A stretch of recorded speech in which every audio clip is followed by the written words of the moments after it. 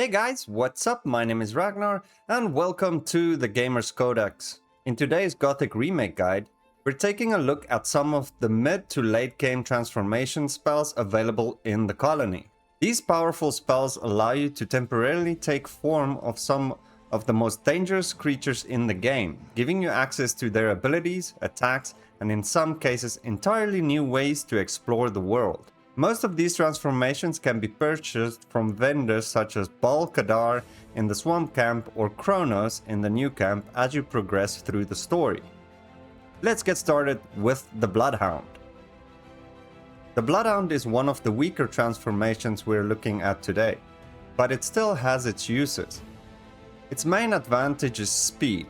Bloodhounds move quickly, attack rapidly, and can cover large distances without much trouble. This makes them useful for traveling through dangerous areas, scouting ahead, or dealing with weaker enemies without putting yourself at too much risk. One thing I like about the Bloodhound is how responsive it feels. The attacks come out quickly, and it's easy to dart in and out of combat. While stronger creatures will eventually outclass it, the Bloodhound is still a practical transformation for exploration and early encounters. It's also a great way to experience how different creatures' combat feels, compared to normal melee combat. Next we have the Orc Dog. The Orc Dog is tougher and stronger than the Bloodhound, while still maintaining good mobility. It offers a nice balance between speed, damage, and survivability, making it one of the more versatile transformations available. Compared to the Bloodhound, you'll notice that the Orc Dog can stay in a fight longer and hit considerably harder.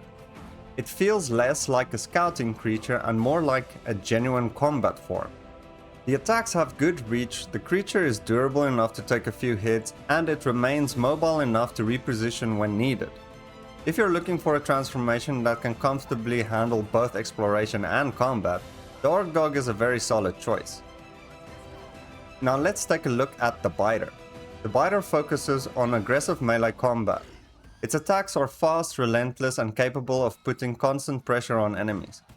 Against weaker opponents, this often means you can overwhelm them before they have a chance to properly fight back. What makes the Biter interesting is that it feels more offensive than some of the other transformations. Rather than relying on durability, it rewards staying on the attack and keeping enemies staggered.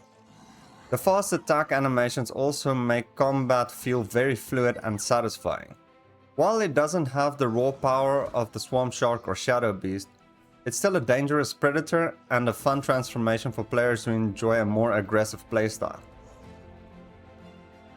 The Harpy is easily one of the most unique transformations in Gothic Remake.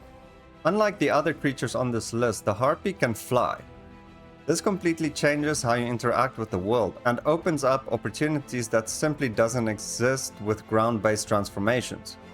Being able to fly allows you to scout enemy camps, reach elevated locations, cross difficult terrain, and get a completely different perspective on the colony. Even areas you visited before can feel new when viewed from above.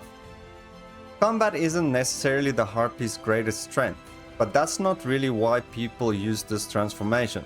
The real value comes from exploration and mobility. If you've ever wondered what a particular ruin, mountain, or valley looks like from the air, the Harpy gives you that opportunity. It's one of the most memorable and enjoyable transformations in the game.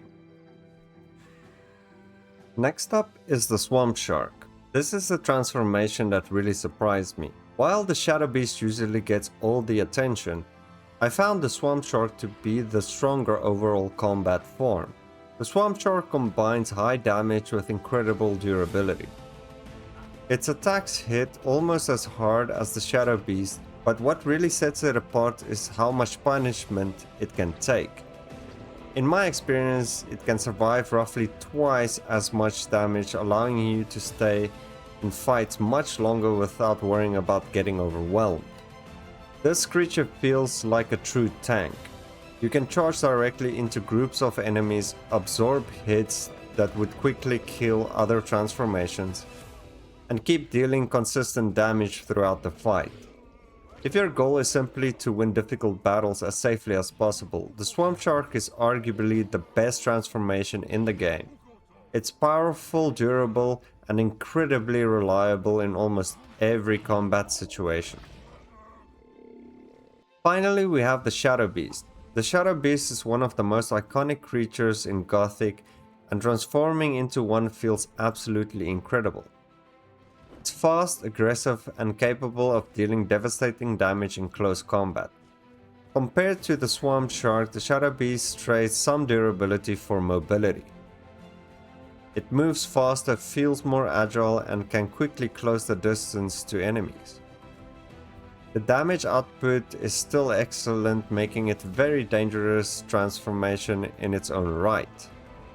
What makes the Shadowbeast special isn't necessarily that it's the strongest overall form, but how powerful and intimidating it feels to play. Charging through the colony as one of the most feared creatures in the game is incredibly satisfying. If you prefer speed and aggression over pure survivability, the Shadowbeast is still an excellent choice and one of the most fun transformations available. Transformation magic is one of the most unique systems in Gothic Remake because each form feels genuinely different to play. Whether you're flying across the colony as a Harpy, hunting enemies as a Bloodhound, or smashing your way through entire groups as a Swampshark, these transformations offer a completely different way to experience the game. For me, the Swampshark ended up being the standout transformation. Its combination of damage and incredible durability makes it an absolute monster in combat, and in my experience, the strongest overall form in the showcase. If you've discovered any other transformation spells or found a creature that performs even better, let me know in the comments below. If you found this guide helpful, don't forget to like and subscribe for more Gothic Remake guides. Thanks for watching, and I'll see you in the next one. Have a great day. Bye.